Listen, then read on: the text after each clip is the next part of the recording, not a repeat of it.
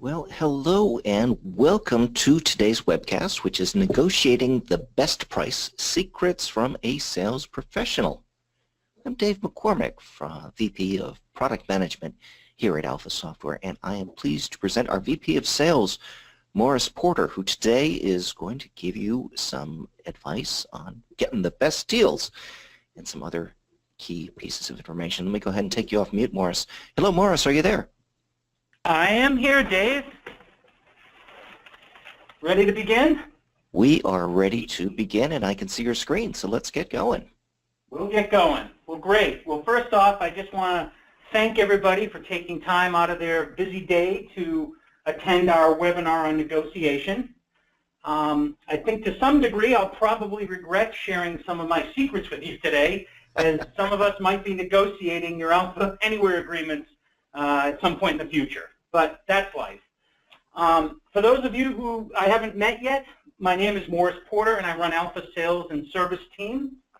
My background is in selling software as a service, and I've done that for over 20 years at startups you've never heard of and at companies that you know, such as Cisco and Citrix. I'd like to take this opportunity to thank a couple of people. First off, I want to thank Andy Groden, our VP of Marketing, for shaming me into this session. And of course, kudos to Dave McCormick, our VP of Product Management, who's our host today. He always does an amazing job on these sessions, hosting and coordinate them. So thanks to Dave for making this run like a well-oiled machine.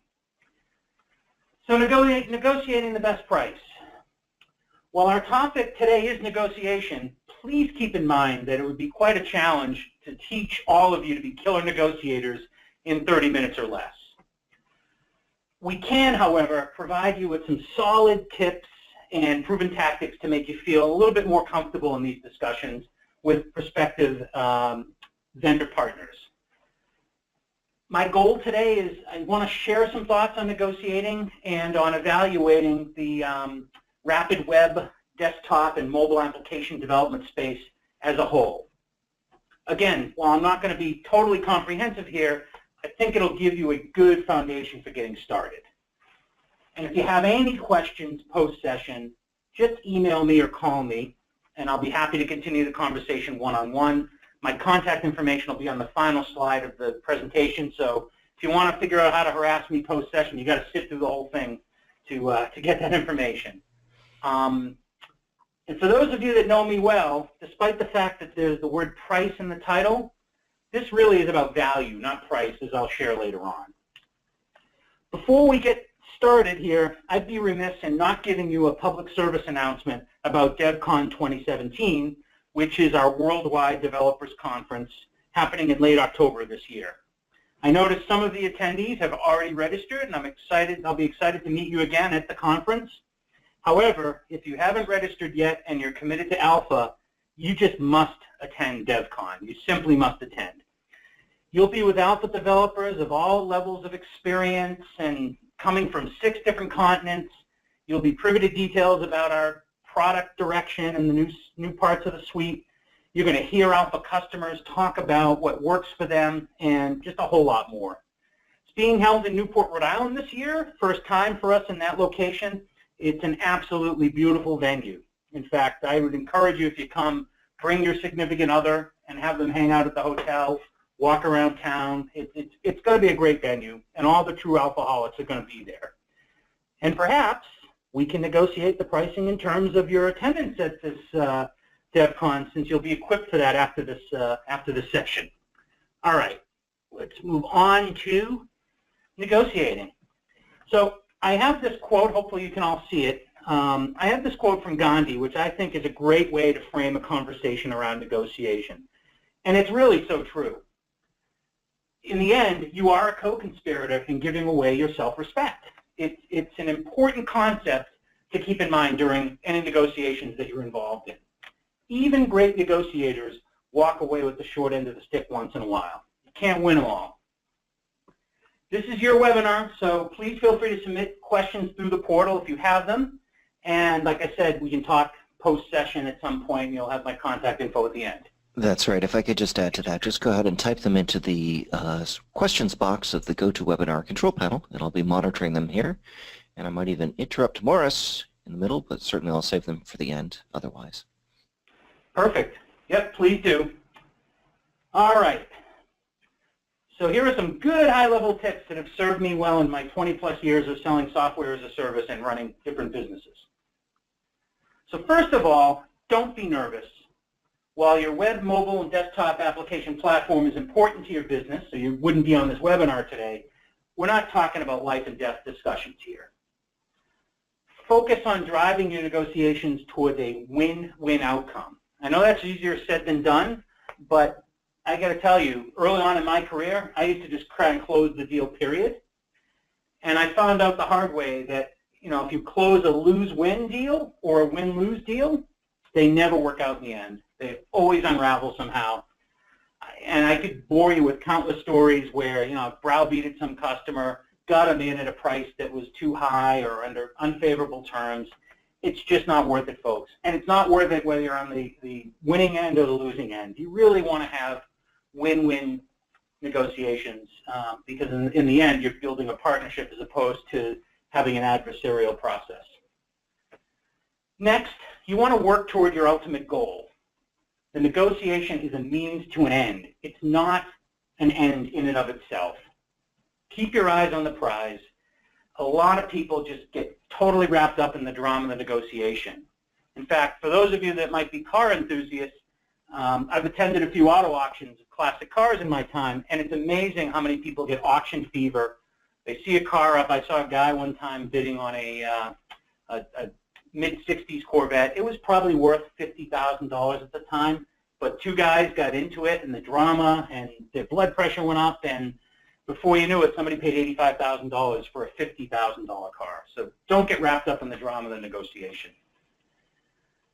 You see on the slide, WIIFM, WIIFH, what does that mean? It means what's in it for me or what's in it for him or her.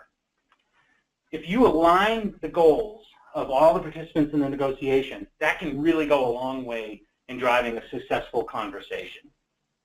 People will work toward a negotiation goal which has personal impact. Make sure your vendor partner, especially Alpha, is able to achieve a level of profit. If that is not the case, you're going to run the risk of making the deal difficult for the vendor.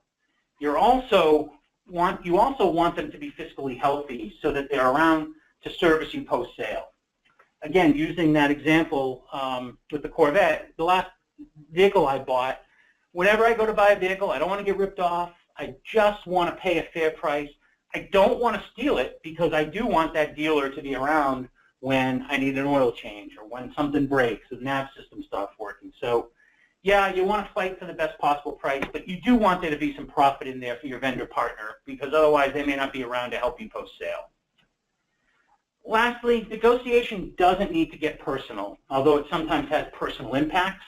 If anyone in the audience has ever boxed before, I think boxing, I've done a couple of rounds myself. I think boxing is a great example of how you can get into a tussle without it being personal. Trust me, you'll feel better and you'll have much more positive outcomes if you don't make your negotiation personal. Okay. Keep the negotiation in context. Will your life end if you don't do the deal? Speaking of not doing the deal, you should always be prepared to walk away. Again, I know that's easier said than done, but if you aren't prepared to walk away, you're likely going to make a suboptimal deal unless you're one of those rare sharks who can pull it off. I know I've never been able to do that. You really want to focus on the big picture, not just the negotiation itself. Don't forget why you're in this in the first place. And again, in a lengthy multi-vendor evaluation for a platform, that again, easier said than done, but you really want to stay focused on what is the goal of the negotiation. I think one of the most important lessons to learn is total cost of ownership. Total cost of ownership is an important lesson to learn, and it teaches you not to just focus on price. A $200 smartphone that isn't so smart is no bargain compared to the $500 iPhone that does everything you need it to do. There is a real difference between, say, a TAG Heuer timepiece that costs $5,000 and a Casio watch that costs $29.95. I love the quote from Ben Franklin, which some of you probably know: the bitterness of poor quality remains long after the sweetness of low price is forgotten. In your negotiations, just try and find the balance between cost and the richness of functionality. Having fun with your negotiation can dramatically impact your results. In fact, that's how I learned how to negotiate. I've always treated it like a game. And it just makes the process easier. The stakes become lower and there's just less anxiety in the process. I treat every deal like I'm playing, if those of you familiar with the board game Monopoly, I treat every deal like I'm playing Monopoly with my kids. Having the negotiation in my mind be theoretical that way just puts me in a place where I feel more comfortable, which greatly increases my chance for success. Do your homework. Like painting your home, in a negotiation, the prep work is very important. In fact, just like the example of painting, in absence of prep, the painting is always going to have a suboptimal outcome. Negotiation of an agreement is very similar. The other guy or gal will do their homework, so you'll want to do yours. Check with other customers who are using the vendor partner. Find out what's important to you and make it clear in the discussions with that prospective vendor partner. Look the individual up on LinkedIn to find some common ground. Be prepared, I think this is one of the most important points I'm going to make. Be prepared to give something up to receive something you want. You're probably used to hearing it in the reverse, which is don't give a concession without getting something in return, and that comes up later in the discussion. Another key component of negotiation is your follow-up. Let's say you've closed an agreement and things are looking great. I think a best practice that is really important that I follow is I always memorialize an agreement that I make with somebody by putting it in writing to ensure that everyone knows what they agreed to. It seems simple, but many people do forget this step, and they end up losing out as a result. Everybody forgets the deal a week after it's done. You do so many of them, it's just a fact of life. Do that soon. Send out an email, recap the deal right afterwards so that nobody gets deal remorse. And per my earlier point, in discussing concessions, don't give something away for nothing. All right, pricing criteria. I just want to talk about what is important in pricing for a rapid mobile application development platform. And I'm talking generically here. I'm not necessarily going to refer to Alpha because this is more of a thought leadership discussion than a sales job on Alpha. If you want to be sold on Alpha, call me after the meeting. Happy to do it. Predictability, in my mind, is really key to selecting a successful rapid mobile and web development platform. By predictability, what I'm talking about is you as the customer having the ability to understand what your running costs are on an annual basis. It's huge. I mean, I can't tell you how many businesses I've been involved in where people ended up buying with the company I was with if we had the really predictable pricing model, because it just takes the anxiety out of running with that vendor. I'm going to give Alpha Anywhere some well-deserved kudos here.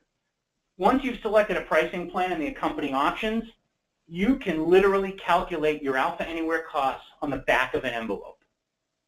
And we've done that on purpose. We do that because we want our customers to feel comfortable, confident, and that they can grow with Alpha. Many of our competitors use things like computer objects and complexity of the application, number of applications, and all sorts of other factors to compute their costs. There is virtually no way, unless you have a crystal ball, that you're going to predict what that service is going to cost you in the future. Gartner and Forrester, the two analyst firms, routinely recognize Alpha Anywhere for its transparency of cost and the simplicity of the business model. Be mindful of these complex calculations and watch the fine print closely as you're negotiating your deals. And don't be afraid to ask the vendor why as well as how. A good vendor who is confident in his or her vendor partner, who is confident in his or her pricing schema, will be comfortable having that conversation with you.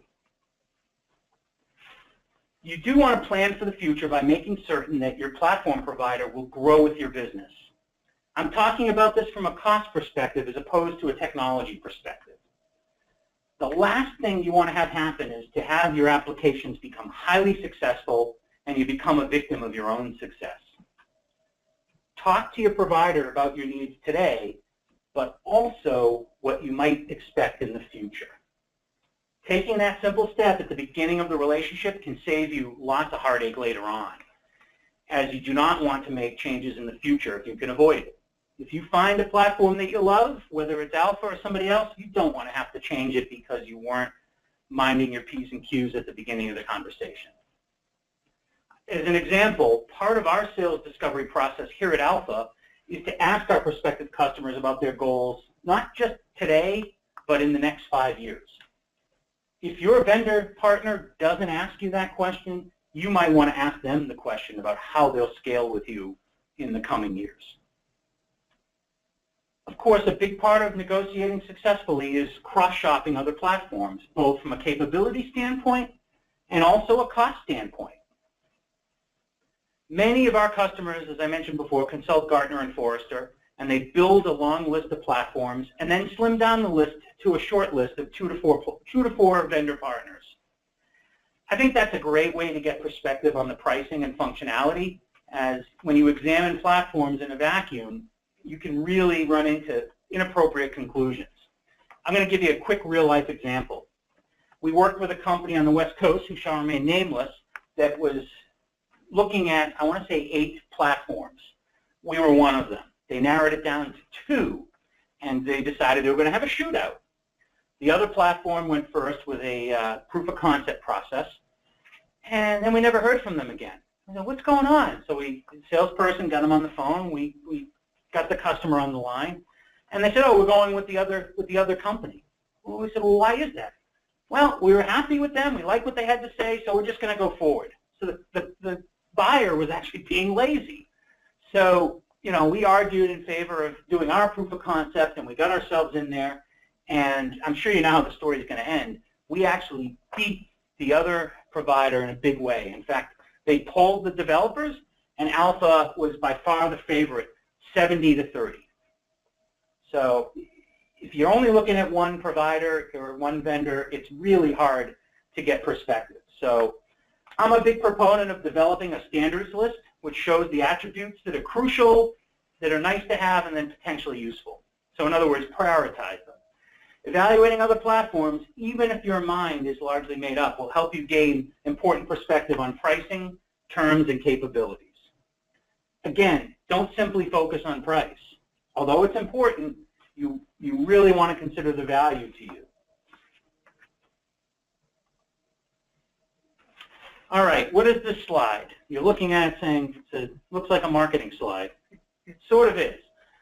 This slide actually illustrates a potential requirements document that you might prepare in advance of your search for a web, mobile, and desktop application platform. While this happens to be an Alpha software piece of material, it shows you how you might segment and prioritize your list. My advice, be upfront with your potential vendor partners and share your list of requirements early in the process. If you're working with a salesperson who is a solution salesperson, it's going to make a big difference in the quality of the conversation. Talking about this stuff up front is going to allow you to fail providers who cannot achieve your goals. And I think as all of you know, whether it be in business or evaluating platforms, it's better to fail fast than to have a vendor drop out after a lengthy process. Take the time to do an internal examination of what your ideal platform looks like and figure out which aspects of functionality you can afford to pass up. Be objective and don't fall in love with any one provider, unless, of course, it's Alpha Anywhere. Be certain that you understand which special skills each vendor brings to the task. And again, it's simple, but I'm going to say it anyway. If you don't understand, don't be afraid to ask. In fact, it's funny. If you look at Maslow's hierarchy of needs, one of the top needs, or one of the top hierarchy, in the top hierarchy of needs that people have is a fear of being embarrassed, a need to not be embarrassed. People will endure hunger, financial pain, physical pain, all in the name of not embarrassing themselves. I have to tell you, when you're in a negotiation, you have to throw that all away, toss it to the curb. If you don't understand something, don't be afraid to ask the vendor partner to repeat it many times if necessary. All right, you've put your list together. Now is the time to go internally and get buy-in before venturing out to talk to potential vendor partners. Otherwise, you'll just be wasting time and you're going to have to go through this process all over again. So why do customers choose a specific platform? Here we're showing an illustrated, here we're showing a simpler approach to building out your standards for review with prospective vendors. Not every company needs to have a, hub and spoke 50 attribute list. They just need some simple things. And depending on your situation, this might be sufficient for you to go forward with engaging potential vendors. I'm sure some of you on the line probably came to Alpha with such a list, and you're now Alpha Anywhere customers. Don't get analysis paralysis in your search process. Stay focused on the big picture, as I mentioned earlier. One tip, the way that a vendor partner treats you during the sales process is usually a peek into how they will treat you later on as a customer. And that's true, and I will tell you a quick story. I was at a company that was shopping for a CRM system, a customer relations management system. And we looked at 5 systems, narrowed it down to 3, got it down to 2, and both leading companies at the time, both very, very strong businesses. What ended up happening, it was sort of like neck and neck race, nose to the finish line. During this tail end of the process, of the evaluation process, one of the providers got really impatient with us, and they did a webinar for our benefit, sort of like this, and it just didn't work. I think they were using WebEx, and it got stuck, and all they did was just complain about it. They blamed us for not having enough bandwidth. We weren't asking the right questions. I was shocked. We ended up going with the other vendor, who arguably in the end, I think in retrospect, had a less superior product. However, because they treated us humanely and treated us with respect, it was really, it was a good relationship, and we had a good run with that product, like I said, even though it wasn't the top product in the end, I think. Good vendor, here's another point that I think is important, whether you're selling or being sold to, and that is that good vendor partners will hold you accountable as part of the process. I know that sounds counterintuitive because you're the customer, but it is an important part of the evaluation and negotiation process, and it's going to show your vendor partner that you are serious. And showing that you're serious is going to improve your odds of striking a win-win deal. Again, real quick story, worked with a customer, seemed real serious, wanted to make a big purchase, however, never took our trial, didn't ask any questions. I suggested he watch a video. I sent him a white paper, never looked at anything. And it was actually the sales rep who was running it, and I was helping the sales rep with the deal. And we saw that he never looked at the video, never read the white paper. I told the sales rep, it's not going to close. Don't work with this guy anymore. Don't put any energy into it. Just do the minimum and see what happens. And the sales rep put his heart and soul into the deal, counted on it for forecasting. I think he neglected other deals because he expected this big one to close. And you know what happened? They never closed. They walked away. Come on, slides. There we go. You can't ignore the value of third-party testimonials in your examination. Such accolades can be indicative of how customer-centric and leading-edge a vendor might be. And I know there's some of you out there that are cynical, and you might be wary of these types of using these statements in your buying decision. But I really feel it's important that you have some third-party validation that backs up your choice of a partner vendor. Recognition from respected publications and thought leaders will help you give the additional comfort, and frankly, if you have a boss, a little bit of CYA as you formulate your short list of potential vendor partners. Speaking of third-party validation, There is nothing so impressive, at least to other sales reps, as a prospective vendor partner having a list of logos, a large list of logos from companies you recognize, as well as others that you might not recognize. Extra bonus points should be given for companies that are in your vertical business space or are similar to your organization in other ways. Again, some might take these customer testimonials with a grain of salt, but it is an important validation point that the vendor can partner with its customers, keep them happy, and that many customers have chosen them in a similar evaluation. I would also suggest not to be afraid to ask for customer references in your vendor review. And I probably don't have to say this, but needless to say, run away from any prospective vendor partner who balks at providing customer references. I've heard the excuses that it's privacy, I don't want to disturb my customers. It's crap. If they want your business, they'll give you references. Last piece here, or closing in on the end. Focusing on your long-term goals is important, and I know one of our important evaluation criteria when customers look at us is, does my vendor partner have professional services to help me if I need it? Will they be a supportive partner by ensuring that my team is set up for success via training, support services, and contract development? Are the costs reasonable? And how quickly and in a quality way can they do the job? We have found here at Alpha that having professional services are important to prospective customers. Be certain that everyone on your shortlist can fulfill this requirement. And I can tell you with confidence, everybody wants to know that you have it. Not everybody takes advantage of it, but it's always a question we get asked, and it definitely brings comfort to our customers as they evaluate us in comparison with other companies.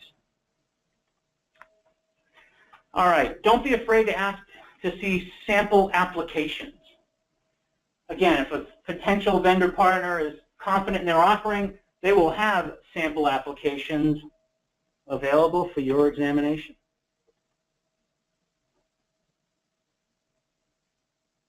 All right. Thank you for your attention. That's the presentation. I hope that you found some value in this discussion.